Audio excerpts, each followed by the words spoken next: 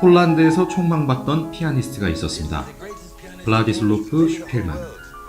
본격적으로 시작된 독일군의 침공과 함께 그의 음악에 대한 꿈도 희망도 산산이 무너져 내리죠. 가족 그리고 많은 지인들과의 이별을 겪으면서도 끝까지 놓지 못했던 생존에 대한 열망, 그리고 그것을 가능하게 했던 음악이라는 원동력. 전쟁의 참혹함과 인간의 삶에 대한 의지, 그리고 음악에 관한 영화 피아니스트입니다. 안녕하세요. 오늘 생각은 바로 영화에 대한 생각입니다. 영화를 보고 나서 잠깐 들었던 생각들을 이야기로 풀어보는 시간이에요. 생각만 하고 끝나버리면 너무 아쉬울 것 같아서 이야기로 풀어보고 또 그것을 기록으로 남기면 좀 가치가 있지 않을까라는 생각에서 이러한 영상을 찍게 되었습니다. 그래서 자, 오늘의 영화는 피아니스트입니다. 피아니스트라는 영화에 대해서 같이 함께 이야기 나눠볼 옆에는 저의 절친한 동생 김덕훈 씨를 모셨습니다. 반갑습니다. 네, 반갑습니다. 자, 영화 피아니스트는요, 2003년, 상당히 오래됐죠? 2003년 1월에 국내에서 개봉이 됐고, 최근에 2015년 6월에 국내에서 재개봉된 바가 있습니다. 많은 분들이 아시겠지만 국내 관람객들에게 굉장히 좋은 평점을 받았고, 그 때문인지 아직까지도 많이 회자되고 있는 작품인데요. 오늘 그 작품에 대해서 본격적으로 얘기를 좀 나눠보도록 하겠습니다. 덕훈 씨는 언제 이 영화를 보셨나요? 저는 이 피아니스트 영화를 초등학생 때, 초등학생 때? 역사 시간 때 그때 봤던 것 같아요. 저도 근데 중학생 때 봤던 기억이 있거든요. 저는 네. 중학생 때 음악 선생님이 틀어줬어요. 음악 선생님이. 그래서 저는 처음에 이제 음악 영화인 줄 알고 봤는데 음악이라기보다는 좀 더 전쟁의 참혹함에 대해서 좀 간접적으로 경험을 하지 않았나 네. 하는데 그때 어떻게 보셨어요? 초등학생 때? 초등학생 때 그 나이에게는 조금 부담스러운, 좀 자극적인 그런 장면들이 있는 영화이기 때문에 조금 충격적으로 다가왔던 그런 영화였습니다. 아무래도 어릴 때다 보니까 좀 잔혹한, 시각적으로 잔혹하게 느껴지는 부분들에 대한 기억이 좀 있는 것 같아요. 저도 아마 그런 부분 때문에 좀 충격을 많이 받았던 네. 기억이 좀 나는데 그러고 나서 언제 다시 이 영화를 또 보신 겁니까? 그리고 이제 대학생이 돼서 과제를 하게 되었는데 오랜 세월이 흐르고 난 후에 다시 보는 영화는 또 다르잖아요. 네. 내가 또 살아온 삶에 또 반영을 해서 또 그 시각에 맞게 보다 보니까 네. 또 그렇기 때문에 또 영화라는 게 또 다시 볼 때마다 다른 것 같아요. 자, 먼저 영화 피아니스트의 배우들을 좀 볼까 합니다. 라인을 보면 친숙한 배우들이 몇 분 계세요. 근데 가장 먼저 주연인 에드리언 브로디가 네. 있죠. 근데 국내 관객분들이 아실만한 영화를 상당히 많이 찍었습니다. 그래서 가장 최근 영화라고 하면은 그랜드 부다페스트 호텔. 저 굉장히 아름다운 색감으로 유명한, 보신 분들 아마 있으실 겁니다. 미드나잇 인 파리. 서정적인 느낌의 영화인 걸로 알고 있고 저는 아직 관람 안 했습니다만, 그다음에 블록버스터라고 하면은 아마 킹콩 보셨습니까? 킹콩 IPTV로. 킹콩 IPTV. 네. 디태치먼트라고 하는 영화에서도 나왔었어요. 그래서 네. 저는 그걸 이제 봤었는데 굉장히 다양한 작품들을 좀 많이 찍는 배우인 것 같더라고요.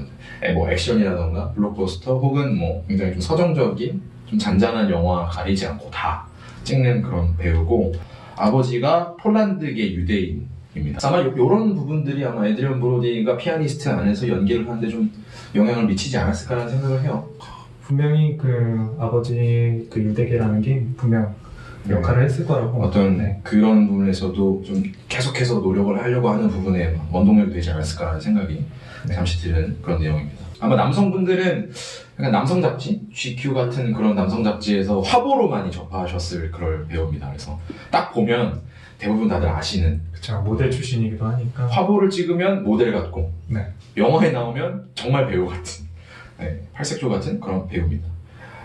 다음 또 살펴볼 배우는 피아니스트 속에서 등장하는 아주 중요한 장면에 가장 중요한 장면. 대부분 이제 보신 분들은 그 독일 장교 이렇게 기억하시는 분인데, 토마스 크레치만이라는 배우입니다. 뭐 아시는 분들은 택시 운전사에서 보셨을 거라고 생각이 되는데, 택시 운전사에서 독일 기자로 등장을 합니다. 택시 운전사에서 나온 후에 이제 관객들이 어벤져스, 네. 에이지 오브 울트론에서 나왔었고, 윈터 솔저, 캡틴 아메리카에서도 나왔다는 걸 이제 알게 됐죠. 이외에도 정말 많은 작품들을 주연과 조연으로 아주 꾸준히 활동을 하고 계시는 배우예요. 그래서 다작 배우죠. 네. 그래서 필모를 쭉 보면 한 특정한 한 해에 작품이 엄청 많은 게 아니라 꾸준히 한두 편씩 계속 하는 그런 배우인 것 같습니다. 자, 그러면 다음에 이제 배우 말고 키워드를 꼽아봤을 때 혹시 김덕훈 씨가 꼽아보고 싶은 키워드가 있으십니까? 이 영화에서? 영화에서 꼽을 수 있는 키워드는 생존이죠. 생존. 생존. 네. 생존이다. 왜 이 키워드를 또 꼽으셨습니까? 주인공이 처한 현실은 굉장히 처절하거든요. 사실 그 안에서 또 우리의 삶은 또 그냥 전쟁이 아니더라도 늘 잃는 것들이 주변에 존재를 하잖아요. 뭐 크게는 뭐 부모님을 잃을 수도 있고, 작게는 뭐 직장을 잃을 수도 있고, 어떤 가치, 신념을 잃을 수도 있는 건데 그에게서는 예술, 피아노 그런 것들이 있지 않나. 그래서 생존을 꼽게 됐습니다. 그렇죠. 이게 뭐 저도 그렇습니다만 보면서 전쟁 영화라는 생각이 점점 사라지고 오히려 단 한 명에게 집중을 하게 되잖아요. 그 피아니스트, 슈필만이라는 주인공한테 이제 이입이 되면서 그 사람의 생존만을 보게 되는 거죠. 네. 이 사람이 어떻게 살아가고 어떻게 끝까지 계속해서 살려고 하느냐. 그러다 보니까 이제 저도 뭐 생존이라는 키워드를 꼽아주셨지만 그런 부분에서 뭔가 정말 인간의 그 극한의 상황 속에서도 살아남으려고 하는 그 생존이란 무엇일까?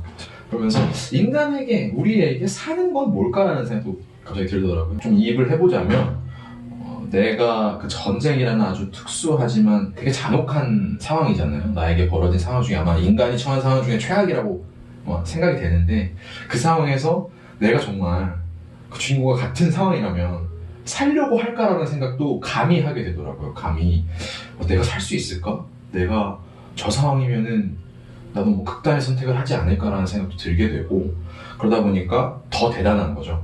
그래서 이 주인공이 끝까지 살아남으려고 하는 원동력이 또 무엇일까라고 하는 그 궁금증이 생기는데 아마도 그것은 또 음악이라는 열정이 아닐까라는 생각이 들어요. 그래서 처절한 생존에 대한 영화다라는 생각도 저도 들었고 또 이 전쟁의 참혹함 속에서 그 생존을 또 뭐 대사로 표현하진 않습니다. 참 신기한 게 네. 대사로 표현이 불가능하겠죠. 물론 인간의 이 생존이라는 게 근데 뭐 그런 부분에서도 이제 좀 해주실 말씀이 좀 있을까요? 근데 영화가 진행되면 진행될수록 결국엔 주인공만 남게 되거든요. 대사가 필요 없이 표정 연기로 모든 것을 설명하려 하는 또 그런 부분들이 좀 모든 배우들이 영화 안에서 그렇겠지만 전쟁이라는 참혹함을 더욱더 크게 느낄 수 있는 게 실제로 이제 에드리언 브로디라는 배우가 네. 뭐 살이 붙어있는 배우는 아닙니다. 굉장히 마른 배우인데 더 말라가는 게 진짜 느껴지는 것 같아요. 네. 이 배역을 할 때 한 14kg를 감량을 실제로 다이어트를 했다고 해요. 네. 와.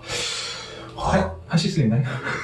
아니요, 저는 못하는데 아니 근데 영화를 보면서도 더 야이어가는 것 같아요. 처음에도 뭐 체중 감량을 해서 시작을 했겠지만 더 야이어가는 것 같고 한편으로 보면 그 눈망울이 점점 변하는 게 또 느껴지기도 하고 네 그러면은 김덕훈 씨가 꼽아주셨던 생존이라는 거 전쟁 영화로 느껴지기보다 한 개인이 전쟁이라는 상황 안에서 어떻게 처절하게 끝까지 살았나 라고 하는 부분에서 오는 생존이라는 키워드를 꼽아주신 걸로 이야기를 마무리하겠습니다.